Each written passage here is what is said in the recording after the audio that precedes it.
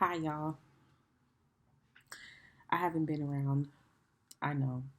I've actually been praying about this podcast. Well, not like consistently praying. I said one prayer. Um, about this podcast, really. Just trying to see what to do, how to really go about being consistent.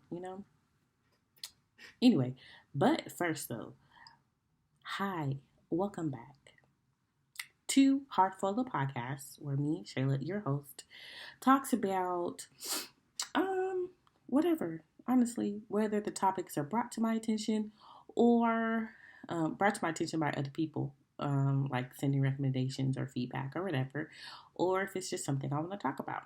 My life, my journey thus far in, um, hmm, just my life's journey, um, or whatever, you know what I'm saying? I give my perspective on it as a mental health therapist. Um, Not necessarily clinically diagnosing anything because I will never do that here, but just giving my perspective in that regard, or just as a Christian woman. That is what a lot of my perspectives are rooted in, is my faith. I will never beat anybody over the head with scripture or anything like that. I will just always come from the perspective of Christianity, my faith, what I believe in. You know what I'm saying? Cool. Um, but yeah, I have been, or I prayed about this podcast, right? And how to be more consistent with it. I was reminded of the reason why I started the podcast, the reason why um, I even started blogging or whatever, which was to give my perspective on different things. And I never really said I was going to be truly consistent or post every week. Um, I never told myself that, or even the public. I try to be consistent because I know people look for consistency, a weekly thing, possibly even a monthly thing, but something that they really get consistently and they can look forward to. So I've tried to do that, right? But life be life, and sometimes I don't have much to talk about. Excuse me, because I'm not really a pop culture trending topic type of podcast. It doesn't really, I don't care too much about what's happening in the world like that to really have a strong opinion about what other people do in their lives, honestly.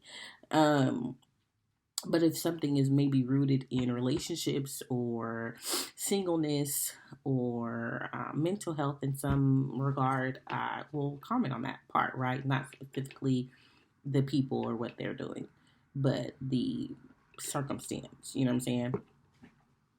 Um, so because it's not like rooted in pop culture or things like that, finding topics is kind of difficult for me because um, not too much or the same thing may be happening in my life, so there's not much to speak on.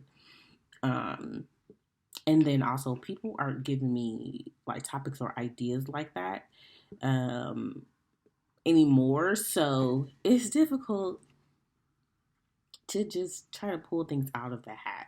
So whatever topic that I may deem is important to me or relevant enough for me to have 30 minutes to speak on it, I will do that. Um yeah, I will do that. So that's kind of where I've been sitting, and I also thought about doing like a um vlog style podcast in a sense where I do like a clip to clip thing when a topic does come to mind in the moment, and I'll speak on it, whether it's for like 5 minutes or so. I speak on it in that clip and string those clips together, maybe not in a smooth way, but just clip to clip, um, and post that, you know, post those things, those conversations that I've had. Um, but I still don't know really if I want to do that or how that would work or what that would really look like. So I'm not too sure. Hmm. Um. Yeah, I'm not too sure, really. But I do want to I do want to continue with the podcast just because it is a place for me. That's really what I created it for. A place for me to share my perspectives or whatever, whether people agree with it or not. I have always been the go against the grain type of person. Just because, for one, my thinking, perspectives, beliefs, morals, ethics, all of that is rooted in Christianity. It's rooted in my faith. And like for real, not like surface level for fake. You know what I'm saying? Because a lot of people, no judgment or nothing. You live your life how you want to live your life. Your faith is your faith. You know what I'm saying? But a lot of people that I see, they claim to be Christians, but they don't necessarily do a lot, or not even say that. Right? I'm not gonna say that. I'm not gonna say what they don't do, but I'm gonna say I see them align more with society thinking and what society believes for them, um, over what the Bible may say, or even what that personal relationship would look like. You know what I'm saying? You can see when someone has the Holy Spirit and is rocking with the Holy Spirit and is rooted in that thing. You know what I'm saying? And submitted to hearing the Lord. You know what I'm saying? Versus someone that claims Christianity, because anybody can do that, but then goes with whatever the world is saying, goes with whatever society is saying, and aligning with what society is going with. Um, and honestly, society is so counterculture, right? It goes against what a lot of the Christianity beliefs are, and you can see the difference. You can see the difference. You can see the difference, or whatever. Um, so I go against that a lot. I really do. My opinion rarely ever aligns with what society may say or believe. Um, and outside of it being a Christian, my own Christian belief or faith or whatever, a lot of things be immature. And I'm not about to say that I'm the most emotionally mature person, because I still have things that I need to work on, or that I'm working on. But a lot of things be immature. It's so immature, like so immature. And I just be like, come on, elevate our thinking just a tad, elevate our emotional state just a tad. It's annoying, okay? Um, so it also won't align that way either. So yeah, I just go against the grain a lot, and that's what my perspectives or opinions usually are. They are go against the grain type of perspective usually. Um, and that's why I did my blogs. That's why I continued into podcast form to just give my opinion. Whether people agreed or didn't agree, it is what it is. But I didn't really do it for people. I did it for me. And also, this podcast is sometimes my own therapy, truly, um, for different things that are happening in my life personally. I do get transparent about a lot of things, or certain things. So that's here as well on different episodes that you will see. Um, yeah, and that's cool. And I share my experiences, some experiences, and I'm transparent about different things. That's a space for me. So that's what I've done.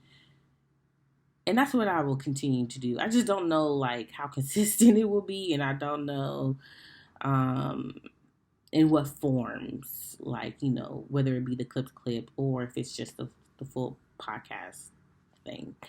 And I also don't even know who really be tuning in, truly. Um, to even give a point of view or perspective on what I be talking about. Um, but I did want to. I saw something that made me go, hmm. Um, for those of you who have children, you may not have children, but the cartoon Bluey is on Disney Channel, Disney Plus, and it is um, they're dogs in Australia. I'm not about to. I don't really know where they are, but they have accents. I think they're Australian. I think, um, because the main characters they're Aussies. So, but they're dogs or whatever. If you don't know, and so one of the episodes at the end of the episode, I think it was, they were talking about emotions and feelings, right? And the main character, Bluey, her sister, Bingo, they're young, like 6 and 4 or something. So it's geared towards children. And for the most part, the cartoon is pretty cool. They talk about different things, teaching the children in their own way to like share and imaginary play and different things. Pretty cool cartoon. This episode, or at the end of this episode, I was a little like, I don't agree with that. Not saying that I will agree with everything, but I don't necessarily agree because Bluey was trying to teach her sister how to deal with emotions, and they were at the beach, and Bluey was like, "Find the emotions in your body, put it in your hand, and throw it away." And um, and her sister did that, right? But she like tossed it to the side, and she was like, "No, remember what mom said? Something. You gotta throw it really far."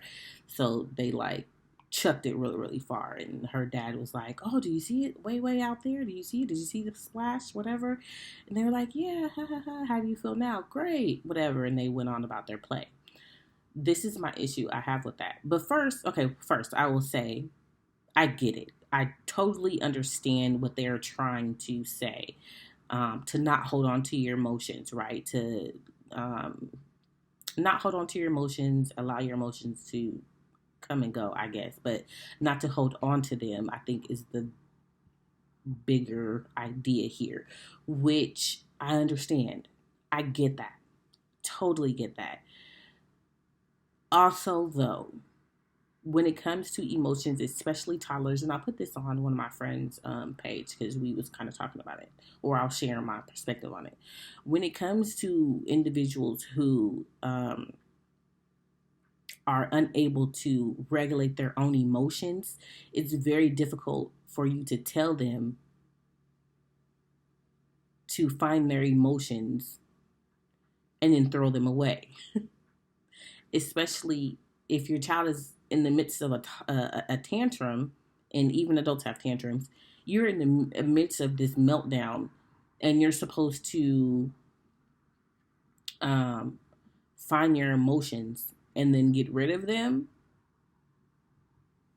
How? How? And I guess this episode, or at the end of this episode, could be the catalyst to a conversation that you actually have with your child about regulating their own emotions and calming their body, identifying their emotions, and all of that, right? This could be that, right?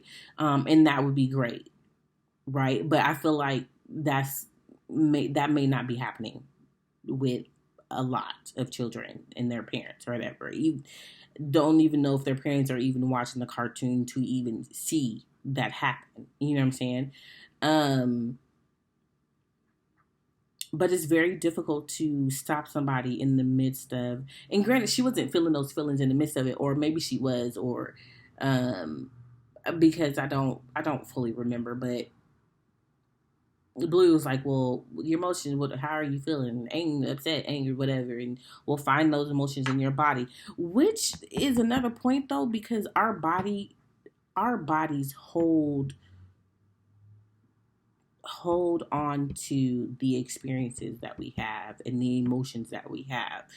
So I mean, it did point out different things, but you have to tease that bad boy out or whatever, and really educate and inform people on what's actually happening. And a lot of people don't have the language for that, um, or the information or the knowledge on what to actually do there. So I mean, it was hitting on things that should be discussed, but it wasn't. And I feel like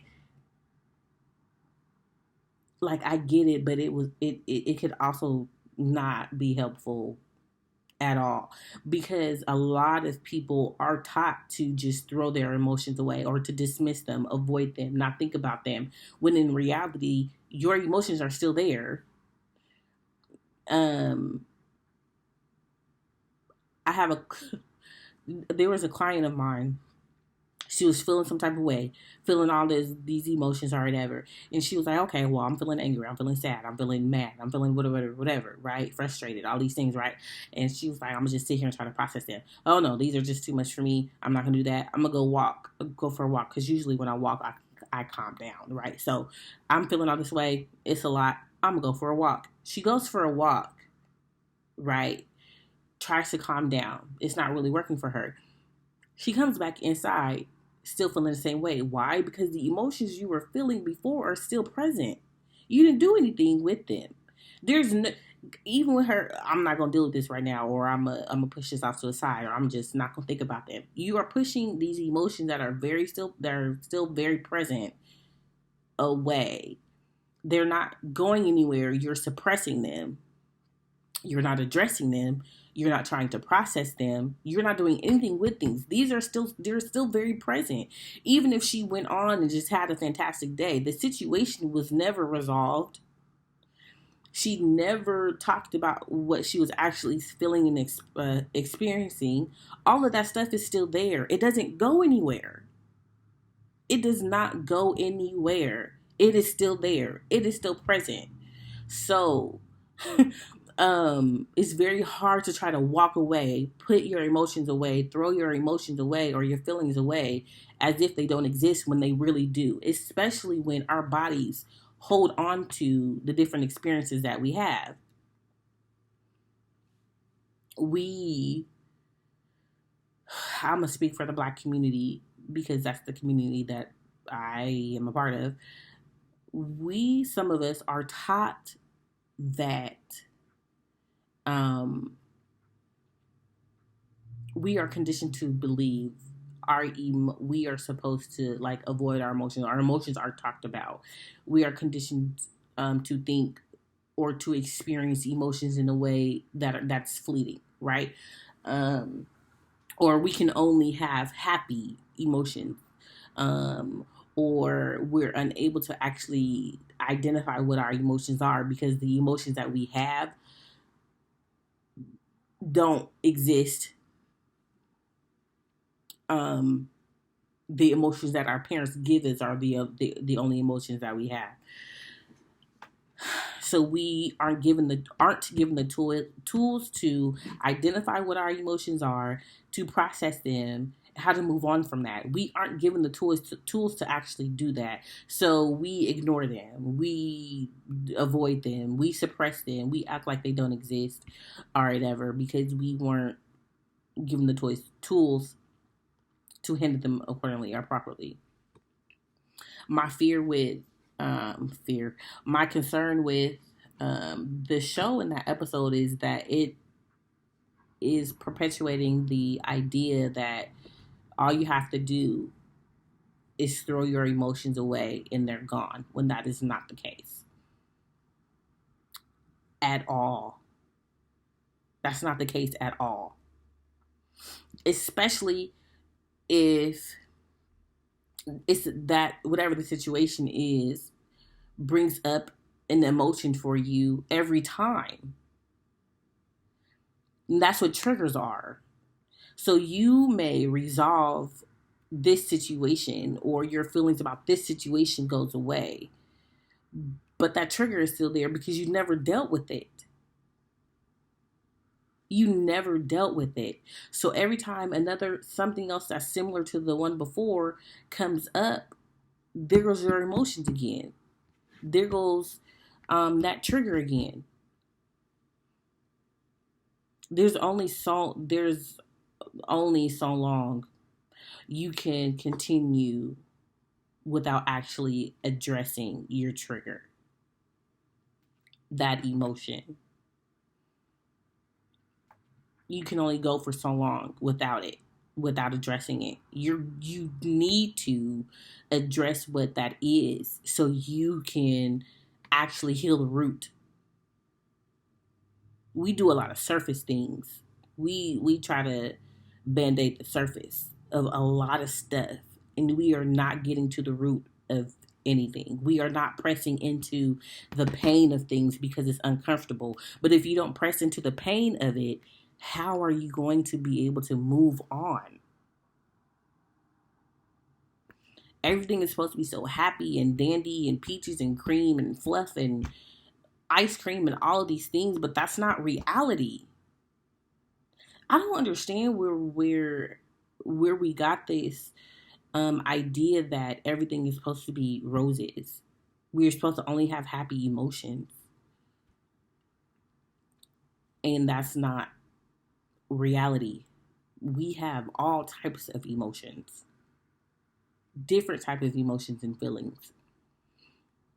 The thing that I do agree with about with the cartoon is not holding on to them, not getting stuck in them. That is where more harm can be done um, when you're stuck in your emotion and you're unable to get out of that thing. That's where the harm comes from, when you're stuck there, you know? So being able to press into it, to sit in it for a little bit, press into it, you know what I'm saying? And process it out. See where it's coming from or where it's stemming from, and um how that is for you. What can you do to alleviate this? And sometimes it's not even finding a solution, because we can be so focused, or solution focused, that we actually don't deal with what's really happening right now, which is definitely, I do that sometimes. um I just want to, all right, this is the issue, let's fix it. I'm very much so AB. All right, this is the issue, let's fix it. But I'm learning to see the issue, examine myself. How am I actually doing? What's coming up for me here? How am I feeling about this? You know what I'm saying? If there are feelings present, how am I feeling about this? Why am I feeling this way? How did I get here? How did I get to these feelings, these emotions? And why am I feeling so heavily about that? Really taking time to sit in that and look at it and move on. Then move on. Whether that is a solution afterwards, or it's prayer. Lord, help me or heal me in this. Help me heal in this area. Taking it to the Lord, reading up on whatever it is, changing some things for yourself. Finding different solutions or ways to help you move on and move forward so you can be a better you. But stuffing our emotions, not addressing them, pushing them to the side, that's not doing anything but perpetuating a unhealed community, an unhealed generation.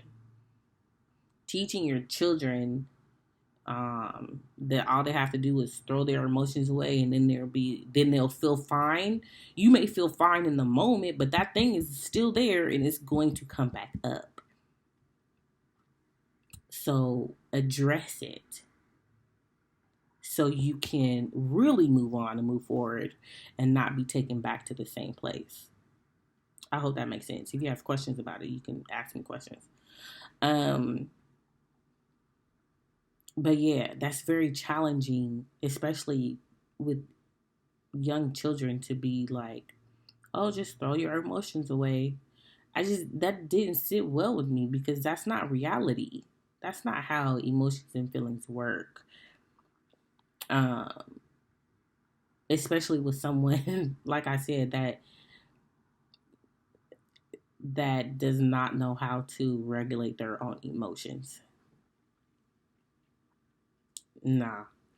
Like, that's like me telling my son, oh, you feeling whatever type of way, just throw them away. He'll be like, what? Granted, he's 3. But that doesn't make sense, especially when I'm trying to teach him to identify what his emotions are, right? Identify what your emotions are. Okay, we can talk about it. We can talk about why you're feeling that way, calming our bodies down when we are feeling some type of way, so we can then talk about it, um, and then we can move on. The whole talk about a part is missing. Whether you're talking about it with yourself or talking about it with somebody else, we still the talk about it part is still important. It's missing, and that's what's missing. The talk about a part. Well, really identifying your emotions too. There are a lot of people in the Black community, because that's the only community I can speak about, that cannot identify what their emotions are. They cannot give me an emotion other than, some cannot give me an emotion at all, right? It'd be like, oh, that's interesting. And I say interesting a lot, but it's interesting or it's weird, right? And what I have done with a couple of my clients is bring up the feelings wheel when there is a plethora of different feelings and emotions on the wheel that they can identify. And there are, let's see, I'm gonna pull it up actually right now. 1, 2, 3, 4, 5, 6, 7 main emotions, which are bad, fearful, angry, disgusted, sad, happy, surprised. And under each of the categories, there are a plethora of other more specific feelings and emotions that you could be experiencing. It's so many. It's so many.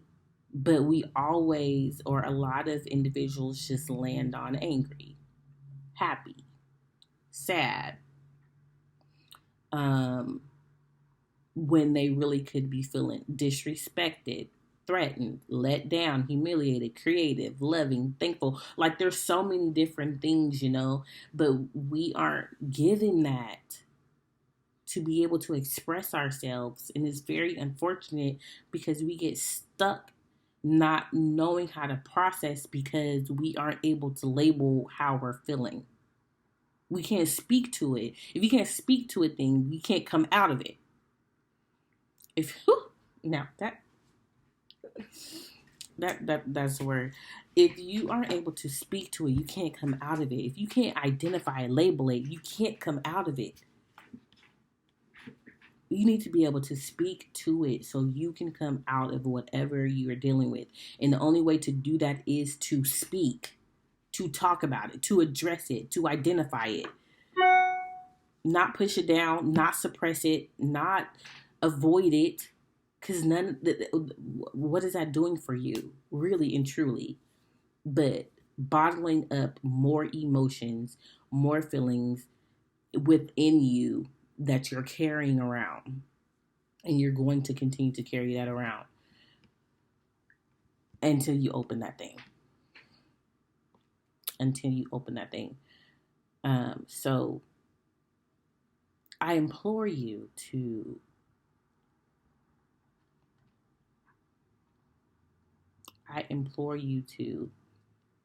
not just recognize that you are feeling away, but really try to identify what you're feeling, possibly even why you're feeling that way,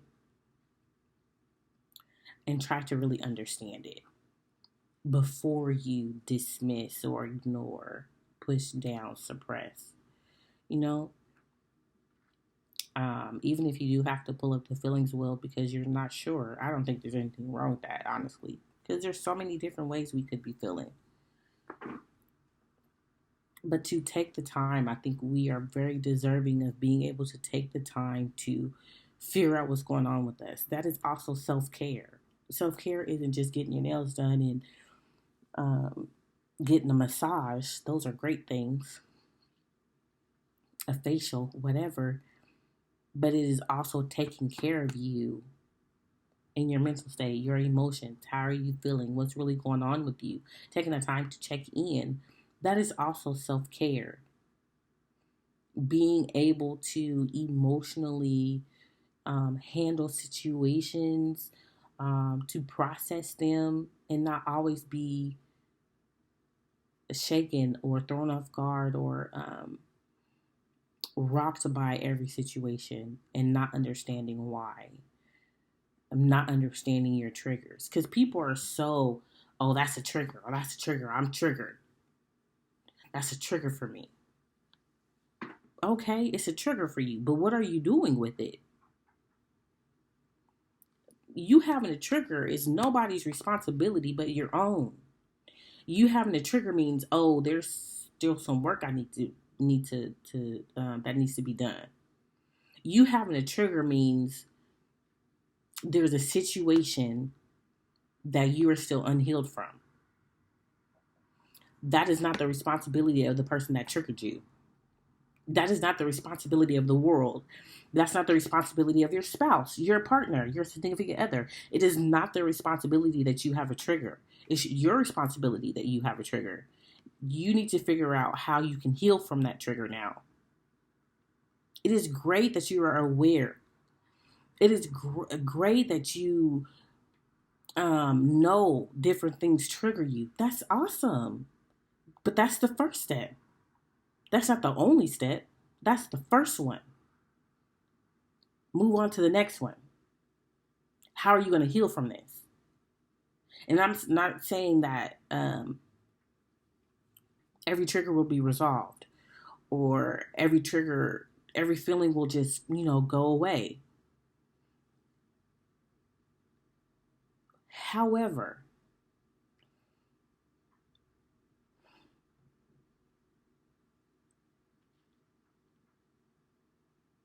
the same level of you being triggered should not exist all the time. It should not be a thing all the time, right?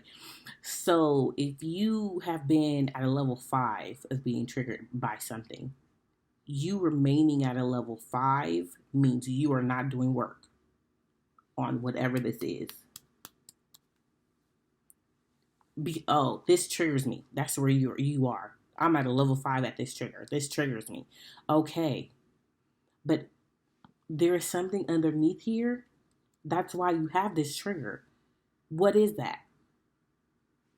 What is this? What has caused this trigger? Why do you have this trigger? Are you addressing this? If not, it's going to stay at 5. You addressing it, trying to heal from it, and figuring it out can reduce it. It should be reducing, though.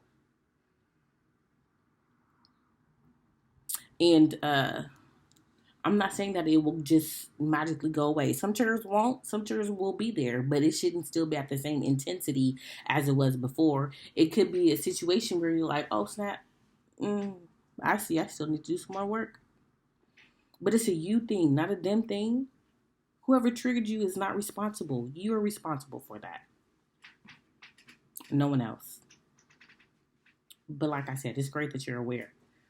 It really is. But being aware isn't the only step. It is the first step.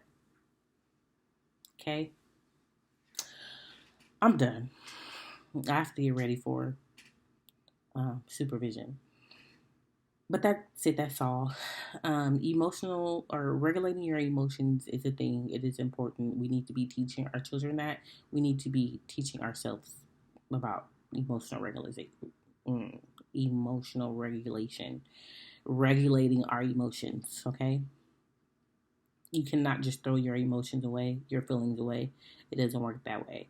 We need to be addressing, identifying, processing them, pressing into the pain so we can move on. Your triggers are not the responsibility of the people that trigger you. You are responsible for your triggers. You are responsible for figuring out why you are being triggered, why that trigger exists, why it's there. That's your responsibility. Nobody else's. Um, Working on ourselves can be exhausting. It can be hard. It can be tricky. It could be challenging. Definitely. But it is self work, and you determine if you want to do it or not. I think the reward is knowing that you are not where you were. The things that may trigger you before don't trigger you anymore, or not to the same level as before. You are moving in a different space, headspace, more peace, more clarity, different things on the other side. You know what I'm saying? But that's it. That's all. That's all that I have for today. I hope you guys have a fantastic week since it is Monday. Oh, look at me doing this early. Oh, I hope you guys have a fantastic week. I don't know when I'm actually uploading this. Maybe tomorrow. It's Valentine's Day on Wednesday, so I hope you guys have a fantastic Valentine's Day. Whether you are loving on you or loving on somebody else, still love on you because that's important. As well as loving on someone else if that's your decision, choice. Mm-hmm. Um, but I bought my son some Valentine's Day things, and I can't wait to get to them. I'm so excited. This is our first Valentine's Day that I will be celebrating with him. So meaning because he's 3 now, so he can like really be more excited about things, you know. And he has a party on Wednesday too. So yay! I'm happy about that. I'm able to do that for him. But I hope you guys have a great Valentine's Day and the rest of your week. I will talk to you guys at a different time. I'm not going to say when because it might not be then. Have a good one.